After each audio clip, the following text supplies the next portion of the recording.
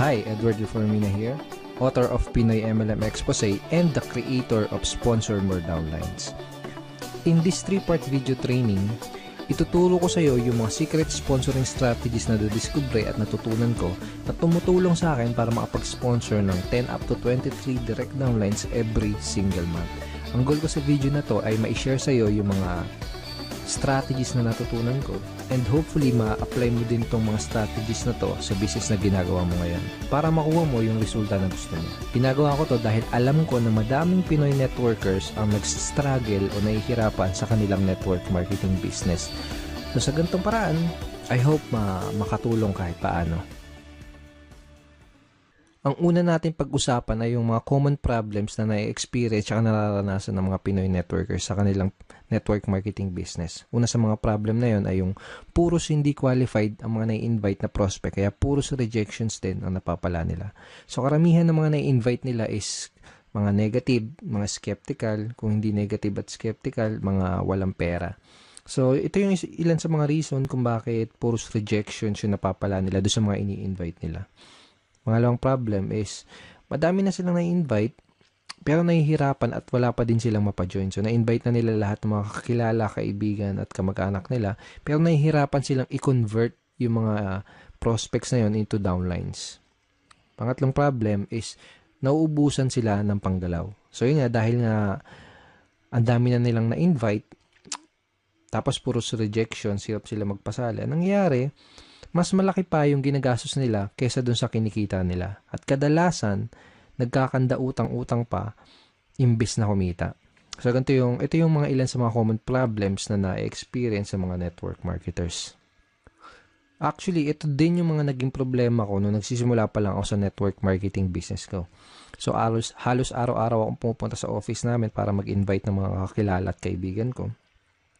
And ginawa ko lahat ng mga sinabi at tinuro sa akin ng upline ko. Nag-invite ako ng kung sino-sino, namigay ako ng flyers sa kalsada, sa mga malls, na musakal, nag-house party, nagbahay-bahay, etc. etc. Pero yun nga, puros rejections yung napala ko. At yung puros rejections yung natanggap ko sa mga prospect ko kahit ang dami ko nang in-invite. Karamihan doon sa mga na-invite ko, puros negative, mga skeptical. Yung iba sinabihan ako na scam daw yung ginagawa ko. Yung iba sinabi, balikan ko na lang daw sila kapag may resulta na ako. Yung iba naman, sinabi na yung mga nauna lang kumikita dyan, kung ano-ano pa. Sa madaling salita, puros mga hindi qualified na prospects yung mga na-invite ko. So, ayun nangyari sa akin. After 4 months, isa lang yung napasali ko. Actually, itong isang napasali ko na to parang naawa lang siya sa akin kasi nga wala akong mapajoin. Parang napilitan lang siya na mag-join sa akin. And dahil nga ganun, hindi ako kumikita sa business ko, puros failures and rejection, nagkanda utang-utang ako kasi dahil syempre kailangan ng panggalaw. Okay? So, nagkanda utang-utang. And then, ang laki ng pera din na nalugi sa akin. So, umabot ng mga nasa 80,000 mahigit or more. Hindi ko na alam. Pero syempre, hindi ako basta-basta sumuko. Ang ginawa ko, naghanap ng mga solusyon doon sa mga problema ko na yon. Okay? And thank God, nakahanap naman ako ng solusyon. At pagkatapos kong mahanap yung mga solusyon na yun, pagkatapos kong makadiskubre ng mga solusyon doon sa problema ko sa business ko, ito yung ilan sa mga nangyari sa akin. I sponsored 63 direct downlines in 4 short months.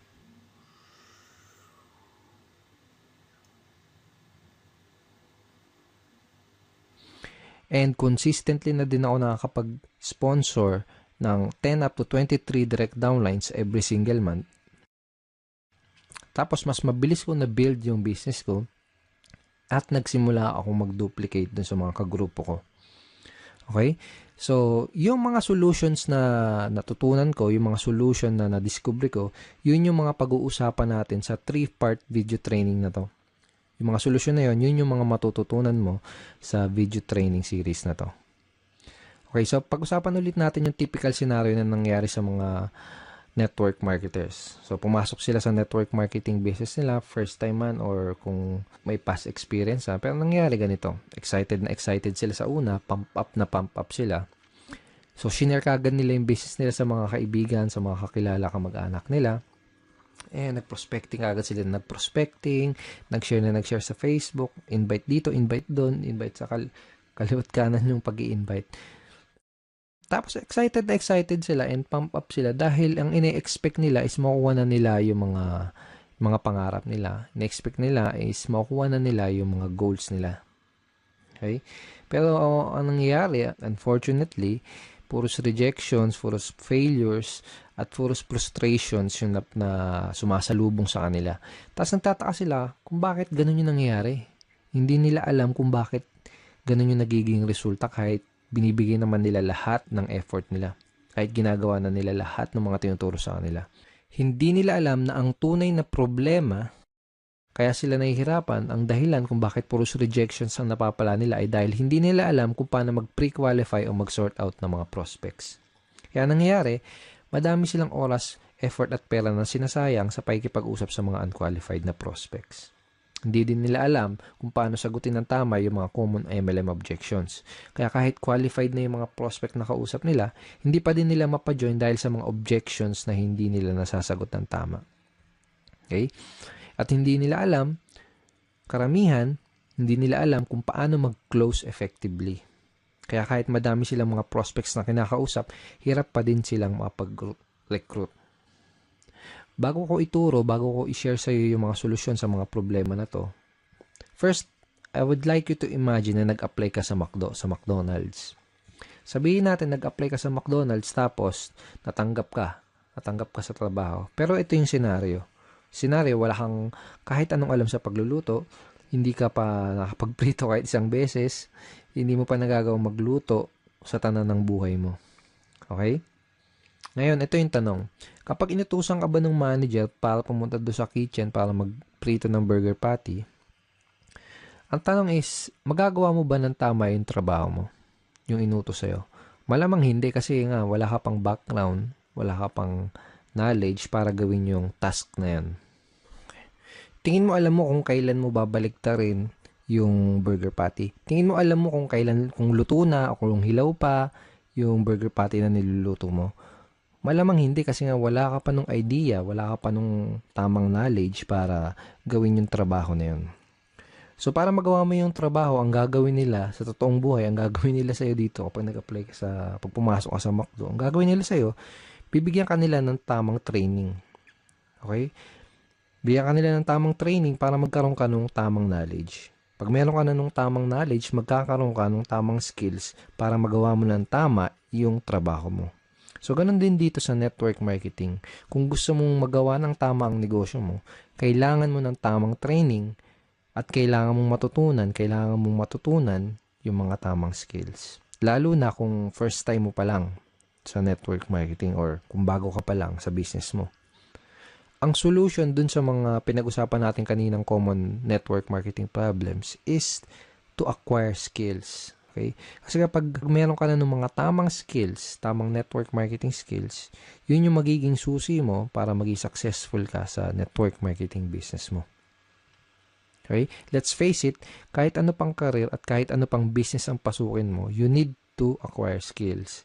Kahit yung simpleng pagbabaligtad lang ng burger patty sa McDonald's, kahit yung simpleng ganung trabaho, is kailangan ng tamang skills, kailangan ng tamang training. What more pa kaya yung network marketing business mo, di ba? So, karamihan ng mga networkers parang ganito kasi nangyayari. Para silang sumusugod sa gera na wala silang dalang bala. Kumbaga, hataw sila ng hataw, araw-araw silang humahataw, kahit wala pa sila ng mga necessary skills na kailangan para magkaroon ng resulta at para magawa ng tama yung business nila. Kaya madalas na nangyayari, mas nauuna pa silang mag-quit bago pa nila matutunan yung mga tamang skills. So kung nahihirapan ka ngayon, kung nahihirapan ka makapag-sponsor, kung nahihirapan ka makapag-recruit, kung nahihirapan ka sa network marketing business mo, yun ay dahil wala ka pa nung mga kinakailangan na skills para maging effective na networker. Kung gusto mo ng resulta sa business mo, aralin mo lang ng mabuti yung mga skills na yun. Ngayon, pag-usapan natin na yung 3 solution skills to success that you need to learn. Ito na yung mga skills na kailangan mong matutunan. Ito na yung mga skills na kailangan mong ma-master kung gusto mong magkaroon ng resulta sa business mo. Okay, first skill is sorting skill. Second is objection handling. Third is closing skill. Ang una natin pag-usapan ay yung sorting. Bibigyan kita ng magandang analogy para mas mag-grasp at mas maintindihan mo na mabuti kung ano ba tong sorting. So sabihin natin may nakita kang 3 mansanas dun sa lamesa. Okay? So gusto mo kumain ng mansanas, kaya ang ginawa mo, kumuha ka ng kutsilyo, hiniwa mo sa gitna yung mansanas. Yung unang mansanas nakita mo, bulok na yung loob niya. So ang ginawa mo, hindi mo kinain. Okay? Pangalawang mansanas na hiniwa mo, nakita mo may uod yung loob. So ang ginawa mo, hindi mo din kinain. Okay? Yung pangatlong mansanas na hiniwa mo, nakita mo okay na siya. Hinug na at pwedeng-pwede nang kainin. So yun ang kinain mo. Yun lang yung kinain mo. So ang ginawa mo, hindi mo kinain yung naunang 2 mansanas kasi nalaman mo kaagad na hindi sila maganda kainin, tsaka baka magkasakit ka pa. Okay? Ganun yung sorting. Pwede mong i-apply to sa network marketing business mo. Pwedeng sa simula pa lang, pwedeng sa una pa lang ay malaman mo na kaagad kung sino lang ba yung mga qualified dun sa lahat ng mga prospect na kinakausap mo. Para mag-i-invest ka lang ng oras, ng effort, tsaka ng pera mo doon sa mga qualified na prospect. Napaka-importante na matutunan mo ang skill na to kasi kapag marunong ka mag-sorting, hindi ka na mag-aaksaya ng oras, effort at pera para lang kausapin yung mga hindi qualified na prospects. Okay? Pag marunong ka mag-sorting, mas makakapag-save ka ng valuable time mo dahil ang mga kakausapin mo lang ay yung mga taong gustong makinig ng business presentation mo at ng mga sasabihin mo. Mas less din yung magiging rejection mo dahil masasala mo ng maigi yung mga makakausap mo at madadala mo sa opisina nyo. Ngayon, tatanungin kita, sino mas gusto mong kausapin? Sino mas gusto mong entertainin? Sino yung mas gusto mong dalhin sa opisina nyo? Yung mga taong walang idea sa pupuntahan nyo, yung mga negative, mga skeptical, yung mga walang pang-invest, o yung mga qualified, open-minded, at may mga desire maging successful na prospect na interesadong malaman ang opportunity mo. Okay? So, di na kailangan tanungin, di ba? You can easily sort your prospects by identifying the reason why. Madali mong masusort out yung mga prospects na kinakausap mo. Ang kailangan mo lang gawin is alamin mo kung mayroon ba silang sapat na reason why, kung ano ba yung reason why nila, kung may maganda ba silang reason why para maging part ng business mo. Okay? So sabihin natin may kinakausap kang prospect, may pinoprospect ka, o kaya sabihin natin may nag-inquire sa'yo sa mga advertisement mo, sa mga online post mo, sa mga post mo sa mga dyaryo, etc. Kung ano man yung ginagawa mong promotion. Ito yung mga ilan sa mga kailangan mong malaman para malaman mo kung qualified ba yung prospect na kinakausap mo. Okay? Bakit nila kailangan ng additional income? Bakit nila gustong maging successful? May problema ba silang gusto nilang masolusyonan? Bakit nila gustong magkaroon ng pagbabago at mas magandang buhay? Madali mong ma-identify yung mga reason why ng prospect mo by simply asking the right questions. This time, gusto kitang bigyan ng mga example questions, example lines na ginagamit ko para magawa kong malaman kung yung mga reason why ng prospect ko, para magawa kong malaman kung qualified ba yung prospect na kinakausap ko. So, sabihin natin na introduce mo na yung opportunity mo. Ito yung question na pwede mong itanong sa kanya para malaman mo kung ano yung reason why niya at para malaman mo kung qualified ba siya na prospect para sa business mo. Ito. Pwede mo bang sabihin bakit gusto mong magkaroon ng blank? Okay? So, sabihin natin, in-offer mo yung opportunity mo as a part-time business or home-based business, extra income, o kung ano man. Ganito. Ganito sasabihin mo. Pwede mo bang sabihin bakit gusto mong magkaroon ng home-based business? Pwede mo bang sabihin bakit gusto mong magkaroon ng part-time income? Okay? Another example, another variation ng question na to, ito. Ano yung reason bakit ka interesado na magkaroon ng blank? Okay? Again, ilalagay mo doon sa blank kung paano mo ina-offer yung opportunity mo. For example, ano yung reason bakit ka interesado na magkaroon ng home-based business? Ano yung reason bakit ka interesado na magkaroon ng part-time income? Ano yung reason bakit ka interesado na magkaroon ng additional source of income? Malalaman mo kung qualified ba yung prospect na kinakausap mo base dun sa isasagot niya dito sa itatanong mo. Kapag tinanong mo sa prospect mo to, ganito yung pwedeng isagot niya sa'yo. Okay. So basically, this is a screenshot ng chat conversation ko with the prospect. Basically, may kinakausap akong prospect sa Facebook and gusto kong malaman kung qualified ba siya na prospect para sa business ko. Kaya tinanong ko, ito, bakit mo gustong magkaroon ng additional source of income? So, ang sinagot niya, first reason is family. Okay? And sinabi niya din na lumalaki na yung family ko. I have one daughter and incoming baby this May 2013. So basically, ang nangyari, sinabi niya sa akin yung reason why niya. Kung bakit niya gusto magkaroon ng additional source of income. Nalaman ko na qualified siya na prospect dahil meron siyang sapat at magandang reason why para gawin yung negosyo. Okay? Nalaman ko na kailangan niya ng dagdag na income kasi nga lumalaki na yung family niya. So, lumalaki na yung mga bills na babayaran niya, mga nganak yung misis niya, etc. So, sa madaling salita, nalaman ko na qualified siya na prospect by simply asking these questions. Okay. Lahat ng prospect na kinakausap ko, inaalam ko muna ng maigi kung meron ba silang maganda o sapat na reason why. Doon ko kasi malalaman kung qualified ba sila na prospect o hindi. Alam ko kasi na kung wala silang mabibigay na magandang reason why or sapat na reason why, hindi rin sila mamomotivate na mag-take ng action. Hindi sila mamomotivate na mag-join, hindi sila mamomotivate na maglabas ng kapital. Baga wala silang sapat na reason why para magsimula ng isang network marketing business. Kung wala silang mabibigay sa akin na magandang reason why or sapat na reason why, hindi ako mag-aaksaya ng panahon para explainan pa sila, para dalhin pa sila sa office. That is how I sort my prospects and that is how I qualify my prospects. Okay, so possible scenario, sabihin natin na tinanong mo na to sa tong questions na to sa prospect mo, pero sabihin natin ang nangyari ay hindi kagad siya nag-open up sa'yo.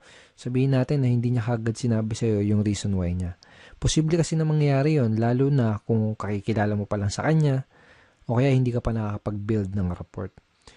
Posible na kapag tinanong mo sa kanya tong questions na to, itong ano yung reason bakit ka interesado na magkaroon ng additional source of income, posible na ang isagot niya lang sa'yo ay parang yung mga wala lang. Gusto ko lang kumita ng additional income. Pwedeng ganon. So, walang sapat na reason why, di ba? O kaya naman, pwedeng ang isagot niya ay wala lang. Sino ba naman ang ayaw kumita ng additional income? Parang ganon. So, wala ding sapat na reason why. Ang questions na pwede mong itanong do sa prospect mo para magawa mong mag-open up siya sa'yo at para magawa mong ma-identify yung reason why niya ay itong mga questions na to. Ito, sabihin natin na kumikita ka na ng part-time income, magkano ang gusto mong kitain on a monthly basis? O kaya magkano ang gusto mong kitain na additional income per month? Parang ganun. Kapag tinanong mo sa prospect mo to, gagawin niya is magbibigay siya sa iyo ng figures. Usually, sasabihin nila ng prospect is 10,000 per month, 20,000 per month, 50,000 per month, or 100,000 per month. Iba-iba. Okay, so kahit na anong ibigay niya sa yung figure, ito yung next na question na pwede mong itanong sa kanya. Ito, kapag kumikita ka na ng blank, kung magkano yung binigay niya sa yung income na gusto nilang kitain, kapag kumikita ka na ng 20,000 na monthly income, ano yung pinakamalaking maitutulong nun para sa'yo? O kaya, ano yung pinakamalaking maitutulong nun para sa'yo at sa pamilya mo? By this time, kailangan may maibigay na sa yung magandang reason why yung prospect mo para malaman mo at matansya mo kung qualified ba siya na prospect o hindi para sa business mo. So, I will show you another example. So, basically, may kinakausap ulit akong prospect via Facebook chat. And by the way, napakita ko sa yung mga example is Facebook chat, pero obviously, dapat gamitin mo din to sa face-to-face or one-on-one or table talk conversation. Okay? So, again, may kinakausap ako na prospect via chat. Tinanong ko siya kung ano yung reason bakit niya gusto magkaroon ng additional income pero wala siya nabigay sa akin na magandang reason why. Hindi kagad siya nag-open up sa akin. So, ang ginawa ko, tinanong ko kung magkano ba yung additional income na gusto niyang kitain on a monthly basis. Ang sinagot niya sa akin, 10,000 per month. Kaya tinanong ko sa kanya itong question na to. Okay, sabihin natin na kumikita ka na ng 10,000 na monthly income. Ano yung pinakamalaki maitutulong nun para sa'yo? Ang sinagot niya, sa pag-aaral po, pang-araw-araw na gastos sa bahay. And sabi niya, nakikitira lang po kasi ako sa kamag-anak ko. So by asking this simple question, napakasimpleng question lang naman, di ba? Pero very, very powerful in terms of identifying your prospects reason why. And very powerful para magawa mong mag-open up sa'yo yung prospect mo. So, by asking this simple question, nagawa kong mag-open up yung prospect at nalaman ko na qualified pala siya dahil may maganda at sapat na reason why pala siya para gawin yung business. So, pag alam mo na yung reason why ng prospect mo, pwede ka na mag-move on dun sa next step, which is to introduce him or her dun sa business opportunity na ina-offer mo.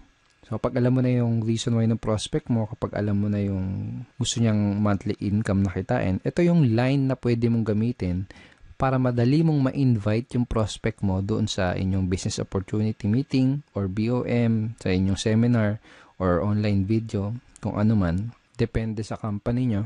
Every company, iba-iba yung sistema nila. Okay, so ito yung line na pwede mong gamitin. Kung may maipapakita ako sa yung paraan na pwede kang kumita ng blank per month doing part-time para their why, isisingit mo dyan yung reason why na sinabi sa'yo ng prospect mo. Willing ka bang tignan kung ano yun? So, for example, kung may mapapakita ako sa yung paraan na pwede kang kumita ng 20,000 per month na income doing part-time para magawa mong matulungan yung asawa mo sa mga gastusin nyo or para magawa mong mabayaran lahat ng mga pagkakautang nyo or para makatulong ka sa mga magulang mo, willing ka bang tignan kung ano yun? Kapag tinanong mo sa prospect mo tong question na to, ano sa tingin mo yung isasagot niya sa'yo? Tingin mo sasagutin ka niya ng hindi ako willing tignan yan? Wala akong time.